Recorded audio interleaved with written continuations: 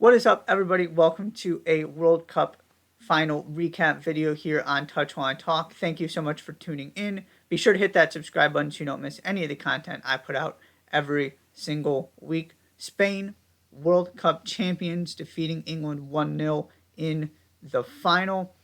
And when I was doing my preview during the live show and in my written preview, I posed this big question, which was who was going to get the tactics and the lineup right. And to me, that was the story of this game. Because you had some difficult decisions on both sides that had to be made about this lineup. Jorge Vilda decides to go with Selma Paralluelo. She was not quite as dynamic as she is coming off the bench just because she played, 105 minutes by the time the game ended. But you saw why she deserved that spot in the starting lineup. She did exactly what you expected. She caused England problems. She was, to me, one of Spain's better players. On the flip side, Serena Wiegman decides not to start Lauren James. Lauren James comes in once England are chasing the game. Doesn't make much of an impact. And then there's the tactical side of this. And it also goes into one of my other things that I said Spain win this game if the attack shows up and if they don't make mistakes. England were going to make somebody beat them. And you saw that with the way that they approached this. Really, really aggressive pressing. There were multiple times where you looked up and you saw Jess Carter looking like a striker, kind of leading the press or supporting Russo and Hemp in that press way up the field. And Spain just dealt with it really, really well, which there's some questions to be asked about Spain, whether Spain is the team to put that kind of press on because of how comfortable they are in possession. But clearly that was what Serena Wiegman decided to do. That's what England were trying to do, is to force some turnovers to put Spain under pressure. And Spain were just calm on the ball from start to finish. And so you saw that lead to some chances. You saw England get frustrated. And then it was ultimately England who made the mistake. Lucy Bronze gets caught on the ball.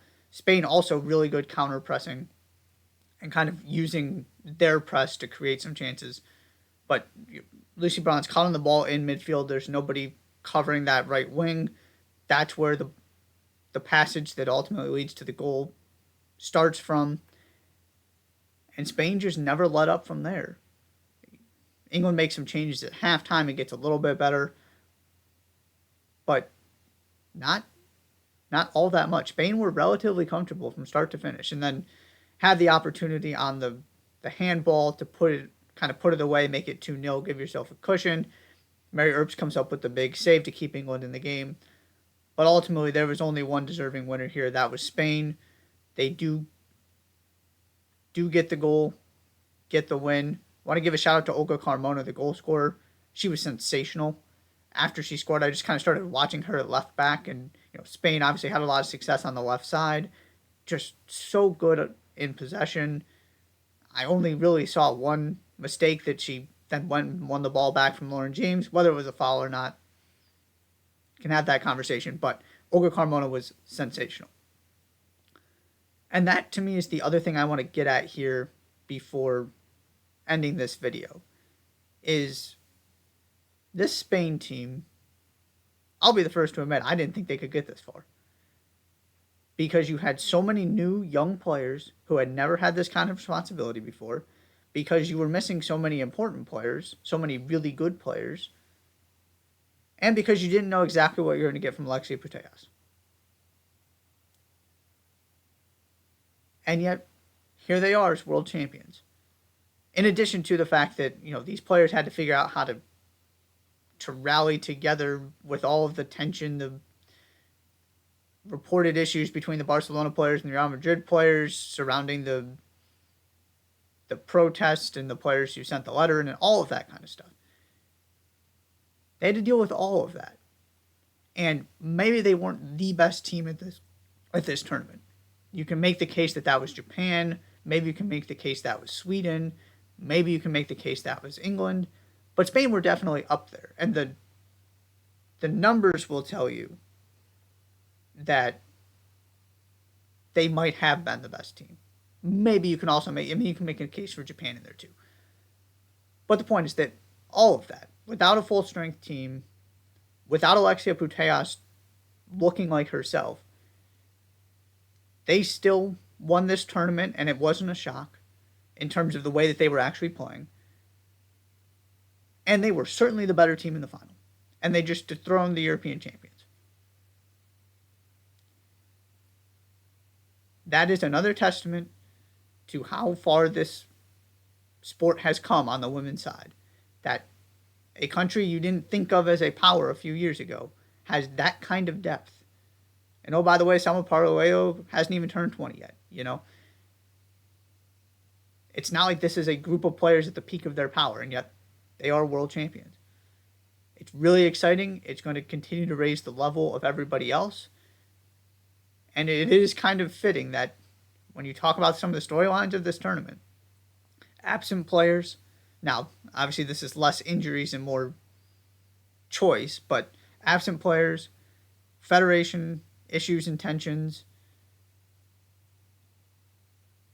and the increased investment and team and countries really starting to get serious about the women's game. Those to me are three of the big storylines of this tournament. And Spain kind of check all of those boxes as representing all of them, at least to a certain degree. And they are your champions. And the final thing I want to throw out there too, I've been harping on this, so I need to be fair and also bring it up in a positive sense. This core group of Barcelona players, your Bonmatis, your Putellases, yes, they've got a couple Champions Leagues now. But they still have not showed up in a final and beaten the team. You know, it was a Wolfsburg team that is good. You're not thinking of them as the second or third best team in the world. A Chelsea team that just wasn't quite ready yet. Right? They're not playing Lyon in these finals. When they played Lyon in the final, it didn't go so well. And so my big thing has been, at some point they need to go beat the very best and kind of dethrone them. And yes, it's somewhat different because it's, national team versus Barcelona. Obviously, you have some other pieces in there. I do think there's so many similarities, though, that I kind of talk about the two in the same vein. And they just went and took down the European champions, maybe the best team in the world. And one of the favorites coming in. This was not a case of they got a good matchup in the final and were the better team on paper heading in. Maybe you could say they were the favorites, but they went and they beat a team on their level. Perhaps the best team in the world. I know England wasn't full strength either. Can have all of those conversations. But this was one of the moments I've been waiting for with this group that is so talented and so good. Is can you go beat the best of the best? And they went and did that. Spain are world champions as a result. Congratulations. That is all for this recap video. Be sure to hit that subscribe button, and I'll see you next time.